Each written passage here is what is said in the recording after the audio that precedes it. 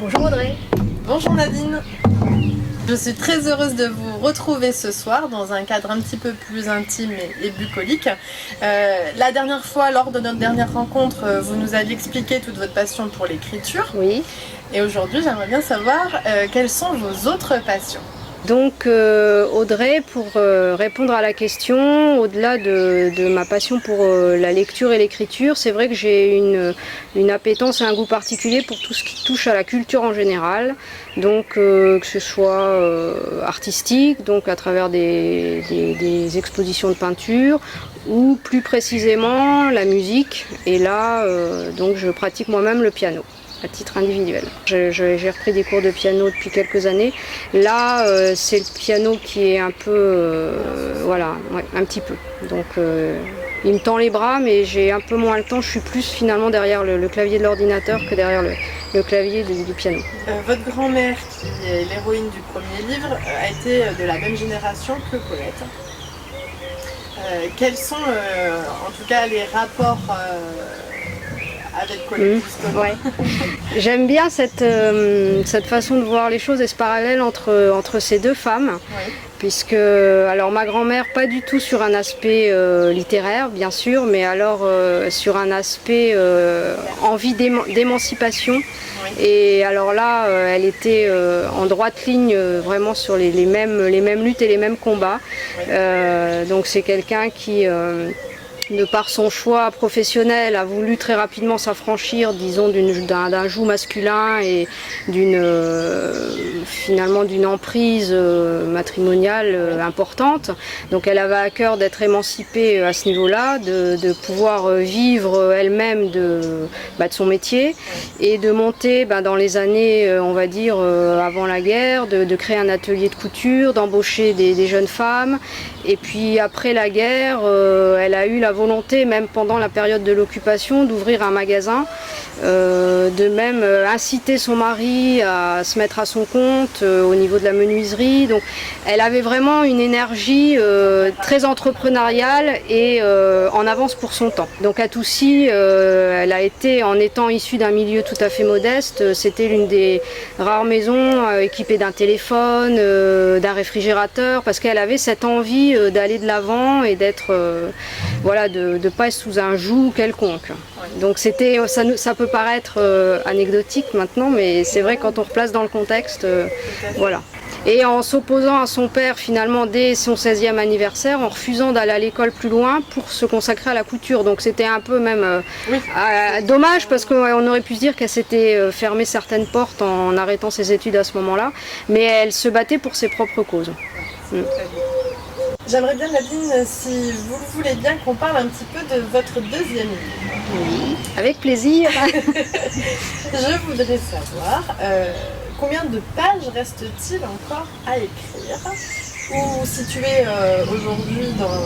Je dirais, par rapport à mon scénario, ma trame d'origine, j'avais prévu une trentaine de chapitres, donc je raisonne en format Word ordinateur.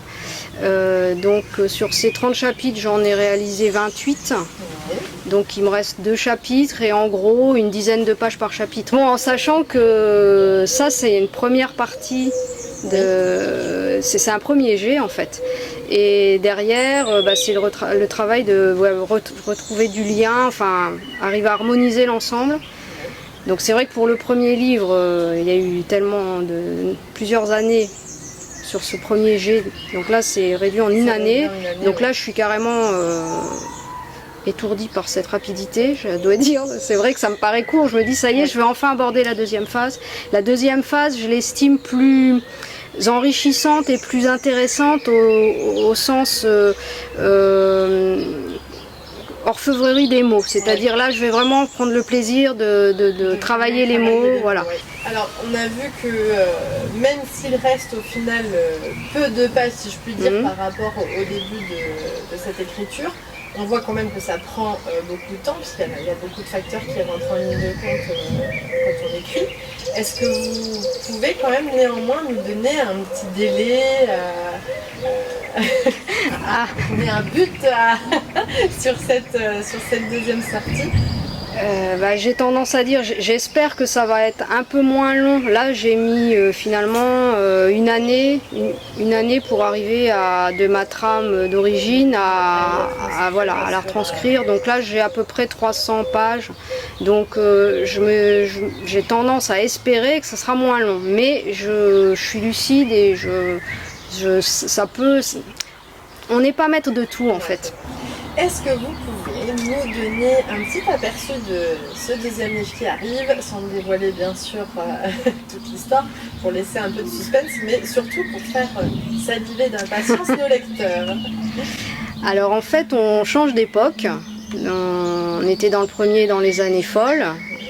Et on bascule dans une période plus sombre, donc le roman démarre à la veille de la déclaration de la Seconde Guerre mondiale et il va suivre les personnages jusqu'en 1944-45. Donc voilà, on a vraiment cette amplitude-là, 39-45. On retrouve Rita. Donc on retrouve Armelle et Garance qui ont vieilli, qui sont des femmes d'une quarantaine d'années, donc qui ont vécu certaines choses qui les ont rapprochées ou éloignées. Oui. C'est le fil de la vie.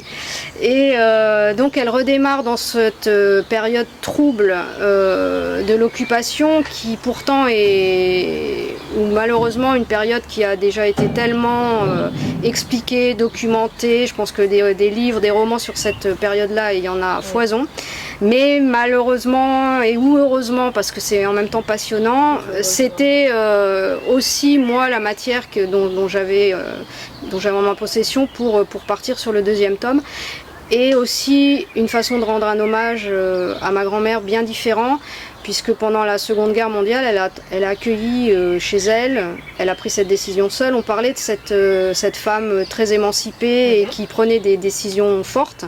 Elle a décidé, pendant que son mari était au front, d'accueillir des petits-enfants juifs pendant plusieurs années, avec tout le danger que ça pouvait représenter. Donc il y avait peut-être une part d'inconscience, il y avait une part de solidarité, il y avait un côté maternel très fort aussi.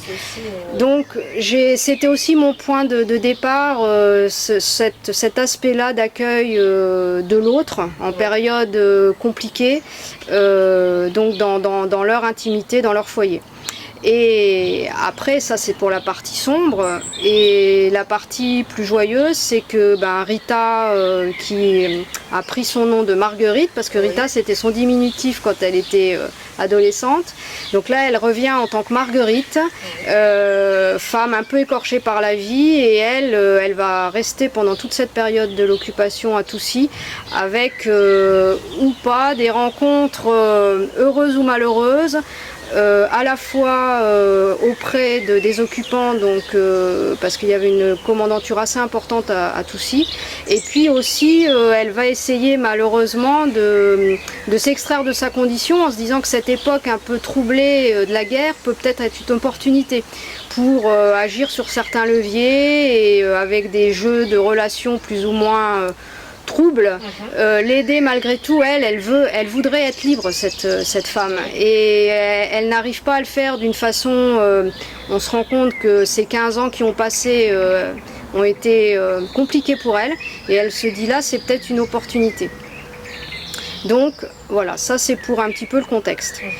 Donc des personnages connus, mais aussi l'apparition de nouveaux personnages avec des caractères forts, donc à la fois parmi les Allemands, et puis aussi des personnages qui sont ambigus tout au long du roman, et parce que cette période était ambiguë, et je pense que individuellement il doit être très compliqué de se positionner, et rien n'était noir, rien n'était blanc.